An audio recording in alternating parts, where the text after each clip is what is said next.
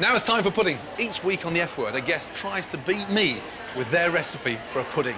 Today it's Christopher Parker with his rhubarb crumble. If he beats me, his dish will be served to the F Word diners. I think my rhubarb crumble will beat Gordon's because it's just going to be simple. It's going to be a nice traditional recipe that my nan's cooked for years, my mum's cooked for years, I've cooked for years, and I'm really good at. And people like that. People don't like stuff too fancy. We have a bit of custard on the top. Great. Right, Christopher, how are you? Very well. Yes? Good. Now, what's the secret behind the crumble? You must have one ingredient up your sleeve that's going to sort of help make it taste better. Demerara sugar to make it crunchy. Yes? Caster sugar to make it sweet. Chilled bowl. Yep. So that the butter doesn't melt too much. OK. Very technical there with the old hands. You look a little bit like Gary Rose, that Thanks. orangutan. This is a very straightforward rhubarb crumble, except we're going to saute the rhubarb off in some fresh vanilla, finish it with a little bit of butter, and then just slightly sprinkle it with sugar so it makes a bit of a caramel.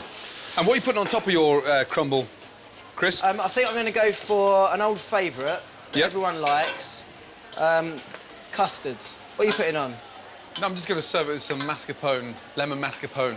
Lemon mascarpone? Yes, just something a little bit sort of, I suppose, not as rich as custard, but something a little bit lighter.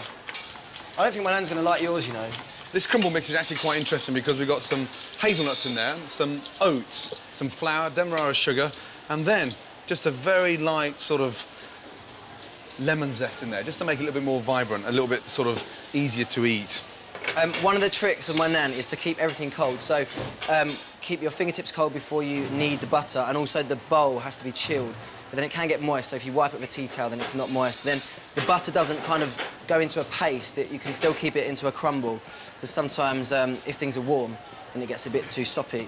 This is a pickled ginger, and this ginger here is more associated when you're eating sushi, but it's actually quite sort of light in pickle, and it's got rid of that sort of rawness, and it's not so sweet.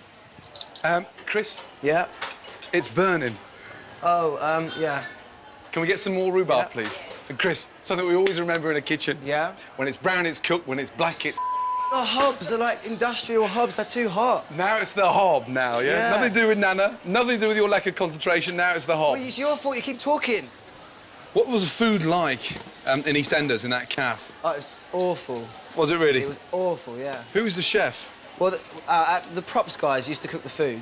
Oh, really? And to all their credit, they were quite good, but obviously, if they cooked it like half an hour before, it could be cold. Yeah.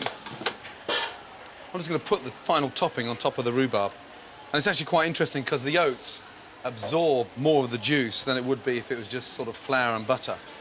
And the butter gets it really nice and crispy, and the oats just start to absorb all that flavour from rhubarb. And how long for Nana's recipe? Maybe about 10 minutes at the most. 10 minutes, OK. Yeah. Did you take this long learning your lines? No. No. Look at that. Nice, homemade, normal rhubarb crumble. Bring it over. I always like to compare them just before they go in the oven. OK, well, let's put them together. Bit of a chef's thing. Now. Yours looks like birdseed. OK. Or cat litter. Cat litter. Thank you. I think mine looks nice, you know, old-fashioned. You know that? You haven't tasted it yet you're slagging it off. Chris. Well, I know. But I think mine's going to taste better anyway, because yours got all odd ingredients in it. Right, ready? Yeah. Here we go, big boy. Oh, good luck, by the way. Can I have the top shelf? You can have whatever shelf you wish. I'd like to wish you the best. It's just a luck thing, and yours looks awful. Right, have a little taste of mine, yeah? Okay. And I'll have a little taste of yours, because I'm dying to taste it. But do you know what? I'm going to taste it without the custard, Christopher. It's not bad. OK. 2 out of 10. Good luck. Good luck, my man. Yeah. Yes? It's time for our rhubarb crumbles to be judged, and it's my reputation on the line. So far, it's 1 win to the guest cook. Oh, get out. And 1 win to me. Mum, I'd never have won had you not taught me properly, you know that? But I should win hands down to this young upstart. We've chosen our judges from tonight's diners, and all that matters is taste. Ow. Nice bit of cinnamon in there, though, like that. That's good. Don't know why. I think I can taste lemon juice, but really? Maybe it's not. Maybe it's just the combination, but... It's not quite tart enough. This is your dish number 2. This is totally the reverse. It's not quite as sweet either. It's got a nice little touch to it. It's got to be dessert number 2. Number 2. Dessert 2. So I have to say the winner is this week. Yes? Well done, Gordon.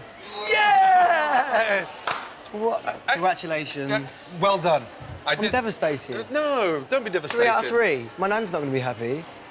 I'm gutted. I didn't like his rhubarb crumble. It was all right, but it doesn't taste like rhubarb crumble. Mine tasted like good old-fashioned rhubarb crumble. I think those blind tasters, I don't think they were tasting it. I think they got them mixed up somehow. But what's even worse is that all 3 of them chose Gordon's and didn't choose, not even one of them like mine.